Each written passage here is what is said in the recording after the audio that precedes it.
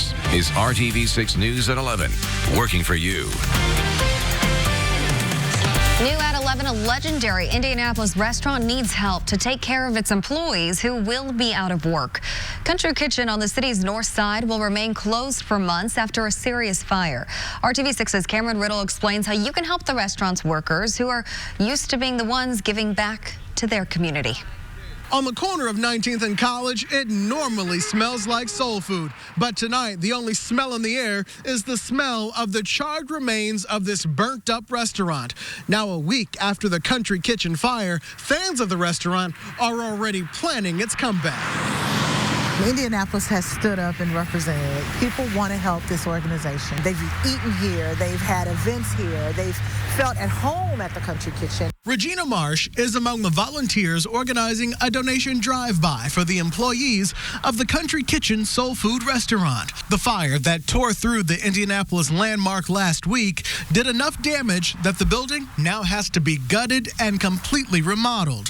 While insurance will pay for that, Country Kitchen employees will be out of work and out of a paycheck until the restaurant reopens later this year. The other thing is, why do you come to Country Kitchen? You come because of the chef. You come because of the person that's cooking. We don't want to lose him either, right? Or the folks that really put together the food. The employees needing a hand up right now are the same employees who just a month ago were giving away free meals to anyone who needed it.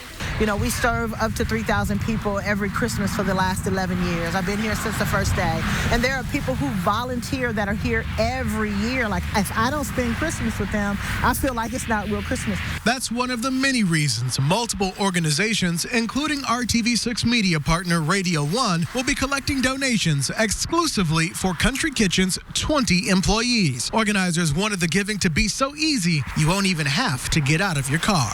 Any little bit helps, right? Anything you can give helps this cause and helps the folks that really need it. And this is an opportunity for you to be part of the rebuilding of something that's very community-oriented. Working for you in Indianapolis, Cameron Riddle, RTV6. And the donation drive is happening from noon until 5 p.m. tomorrow outside of the Country Kitchen restaurant on 19th Street in College. You can also donate at any KeyBank location.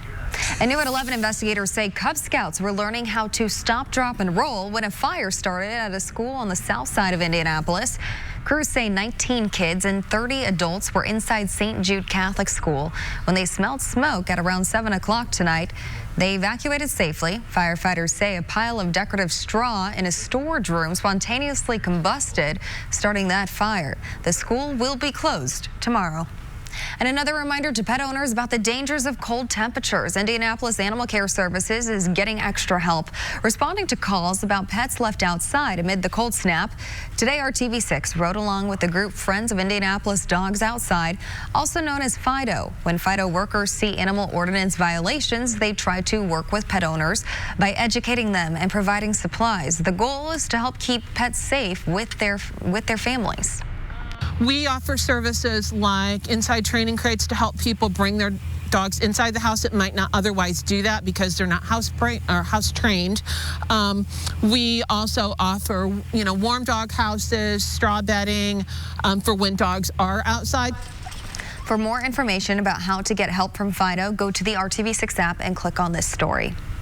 Lafayette police say more questions will be answered as the investigation continues into the death of a man at the hands of an officer. Police went to State and 23rd Street southeast of downtown just after 2 o'clock this afternoon in response to a 911 call about a person with a gun. According to investigators, an officer shot and killed the man during negotiations to get him to surrender. And specific details have not been released. We will bring you updates as we learn more. And a suspect accused in separate homicides in Indianapolis that took place on back-to-back mornings earlier this month is off the streets tonight. Police arrested Demarion Moore in Champaign, Illinois. 21-year-old Krishawn Snelling was found dead just before 8:30 a.m. on January 8th in the stairwell of an apartment on Hardin Boulevard.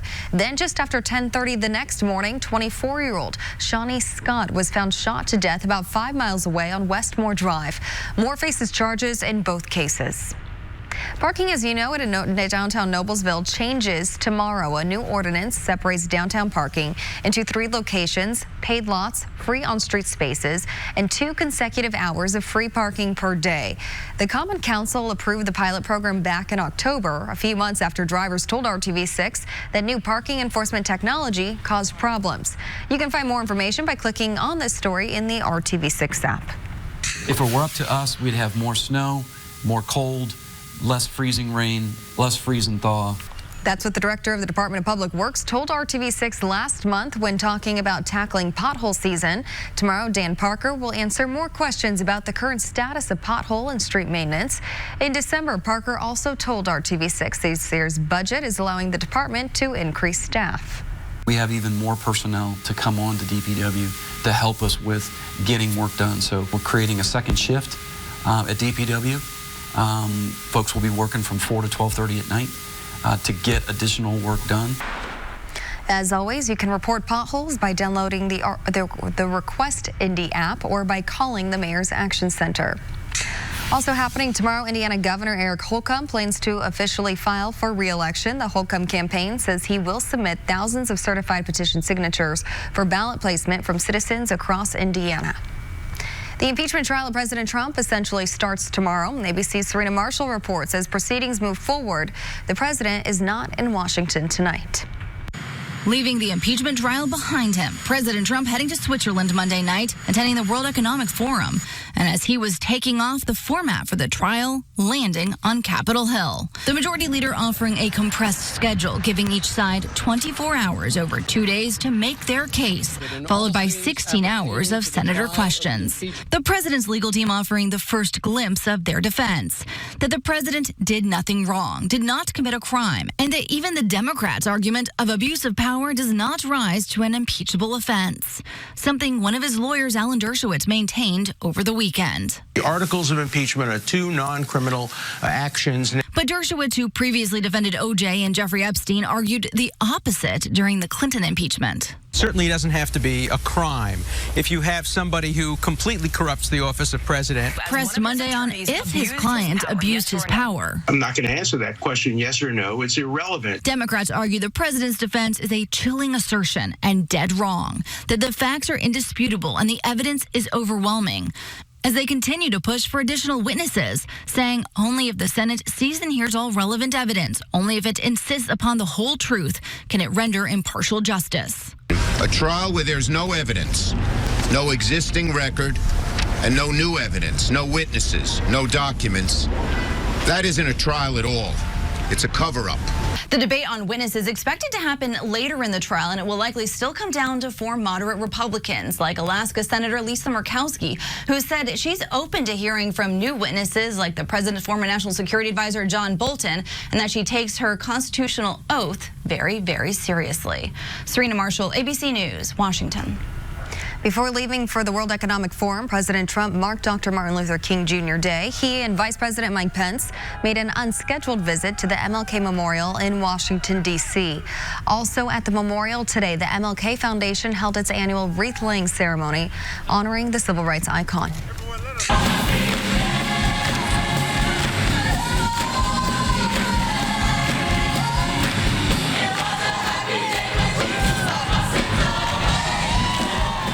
Today, IU marked MLK Day and the university's 200th birthday with songs, speeches, and a special keynote address given by actress Viola Davis. Davis spoke as part of IU's Day of Commemoration event at Simon Scott Assembly Hall in Bloomington. She talked about the role the past plays in the future. In the words of James Baldwin, we are our history. You know, we always say that when people come from impoverished environments where there's a lot of violence, and then they go on to sort of lead very challenged lives, and they're in prison, and people always say, oh, they're a product of their environment. We're all a product of our environment.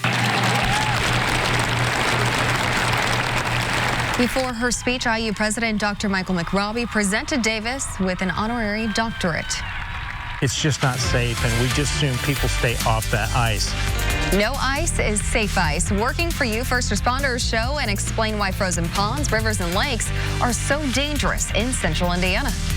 And a growing number of fake accounts are showing up on real career sites. The signs to watch for so your search for a dream job does not turn into a nightmare. You're watching RTV6 News at 11.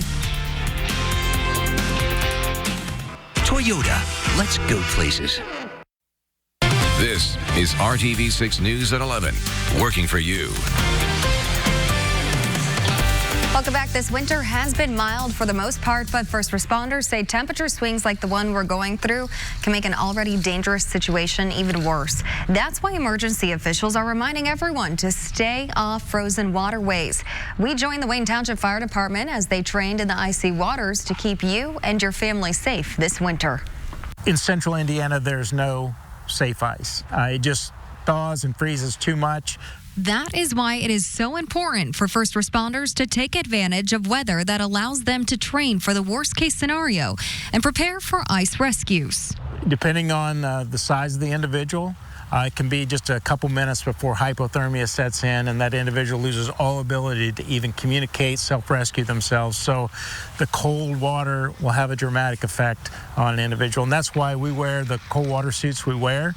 And even though any amount of time that we spend in the water is going to become an issue for our rescuers, obviously, as hypothermia will start to set in on them. So that's why we have to conduct these rescues in a rapid manner so that we can get that individual that's in the or falling through the ice because they have no protection, and also get our rescuers in and out of the water as quick as possible. Before rescuers arrive on scene, Captain Mike Pruitt of the Wayne Township Fire Department says he knows that bystanders want to help, but there is a safe way to do it so you don't become a victim yourself. We ask that you dial 911 immediately. Take the opportunity to find something that will float. You can throw them extension cords, rope, just anything that will float for them to hold on to until rescuers can arrive on the scene and safely remove them from the water. If you slide off the road into a waterway, you need to be aware of your surroundings and make a judgment call to find the safest option for you and any other passengers. It's important to get out of the vehicle if all possible you can.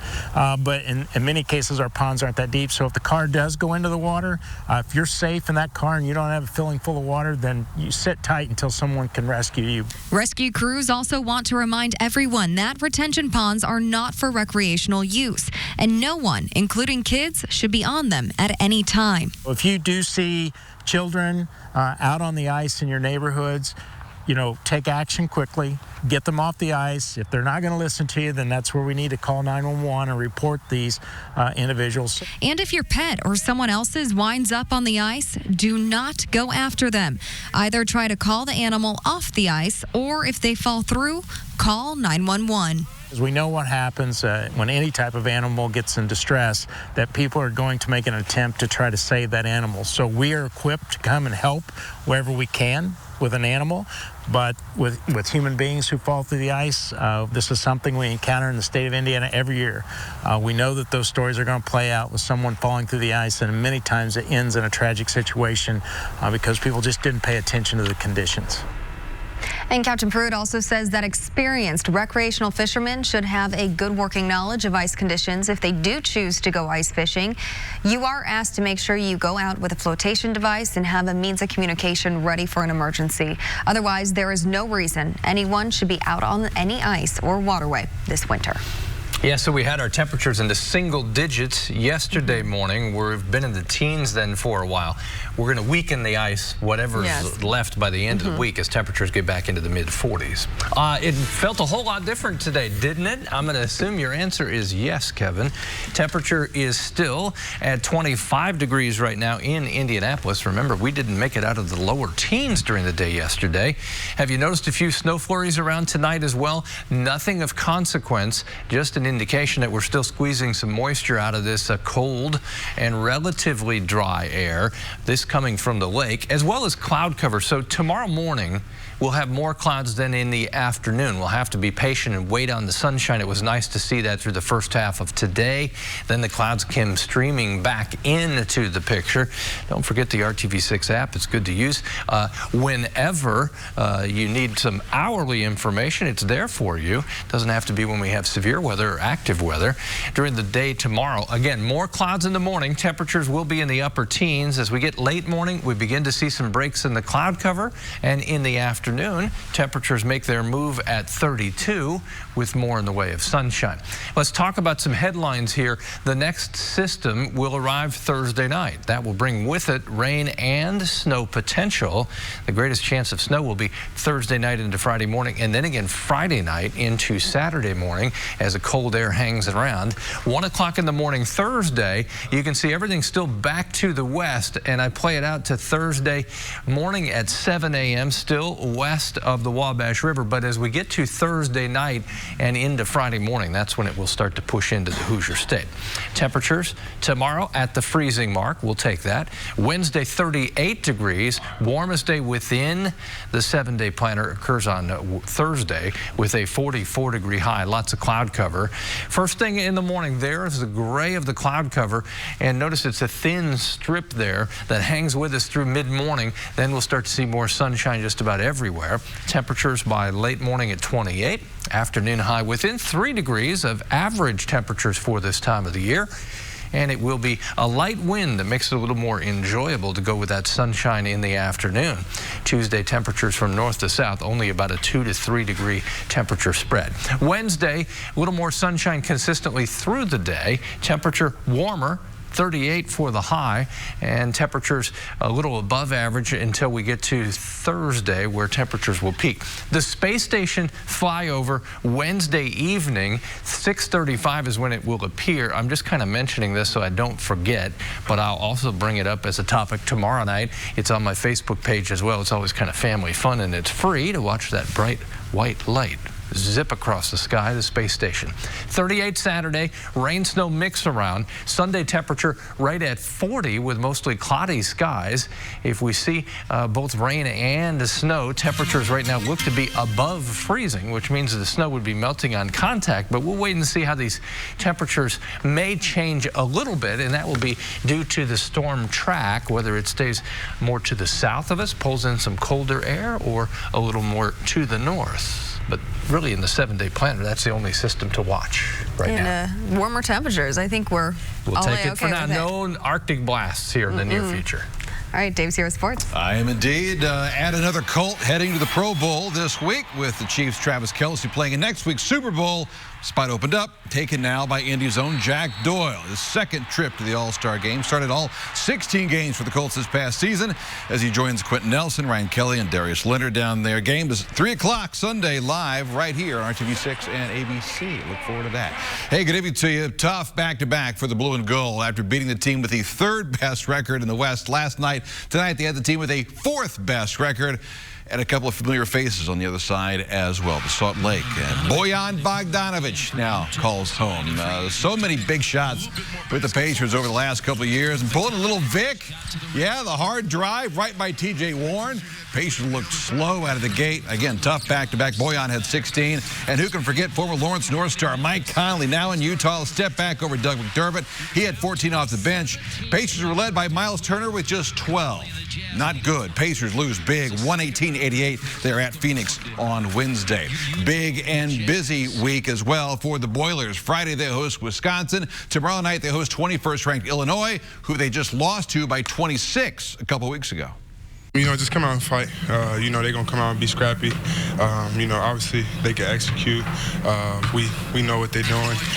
At this point, it's with us. It's about the fight. You know, we'll play better. I mean, obviously, we didn't play very well. And so, you know, we're going to have to do a better job of executing on the offensive end. But also, you know, when balls get loose, 50-50 balls and rebounds, we're going to have to do a much better job. I just thought Illinois just totally dominated us. Brad Brown, the Sports Extra Spotlight on Boilers tomorrow. In college hoops tonight, big one down in Louisville. Top-ranked Bellarmine hosting 23rd-ranked UIndy.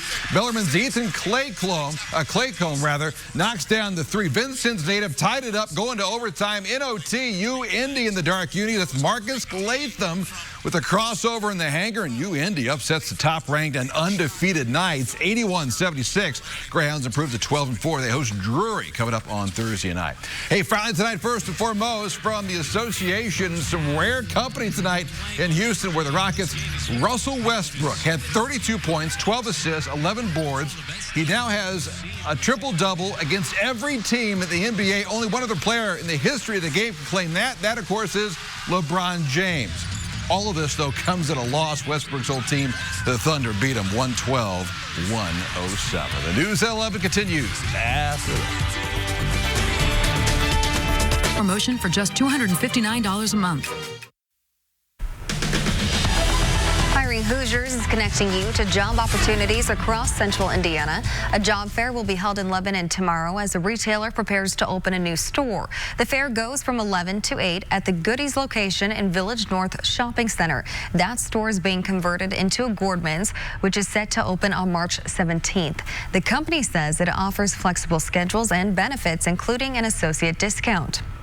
LinkedIn is sharing tips to avoid potential fraud in the job search as fake accounts start to show up on the site. LinkedIn says if you see a job posting that claims to pay a lot for little work, it's likely too good to be true. It also warns that legitimate employers will never ask for payment as part of the recruiting process. Be skeptical if you get an offer immediately after an interview, especially if it was a remote interview, and make sure the person who posted the job opportunity actually works for the company.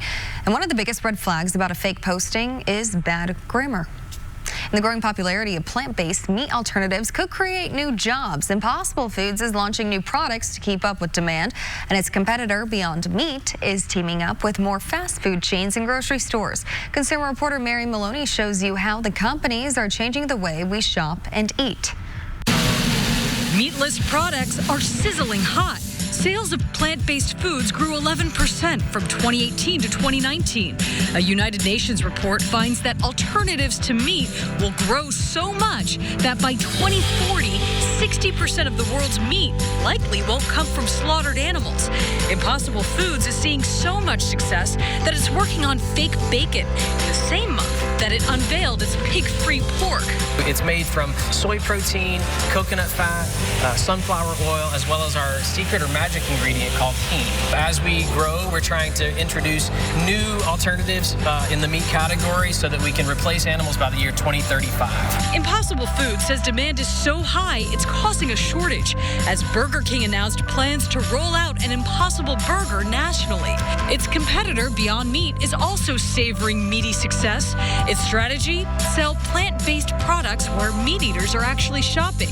That means convincing supermarkets to place Beyond Meat products directly in the meat aisle and partnering with fast food chains like KFC to incorporate Beyond Meat items into their menus. You get all the great stuff that's in meat, but none of the downside. Experts say demand is fueled by consumers looking to make their diets healthier and reduce their impact on the environment without sacrificing taste. Absolutely only categorically care about meat eaters. For Consumer Watch, I'm Mary Maloney. IKEA is also looking to capitalize on the craze. It's developing a new plant-based version of its famous Swedish meatballs. Now let's take a live look outside at traffic on I-465 in Keystone from our INDOT camera on the northeast side. See, traffic is moving perfectly fine out there. We'll be right back.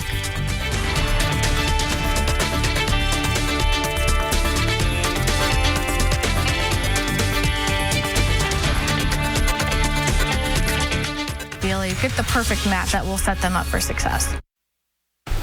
Well, the school bus is back in the neighborhood tomorrow morning. 19, the temperature at the bus stop. Later in the day, you'll forget all about it, up to 32. And temperatures continue to warm from there. We'll peak on Thursday at 44. That was a peak year for me, too, physically. 44. Yeah. Not, I mean, 44 years of age, not 1944. Right. Good night. Big difference.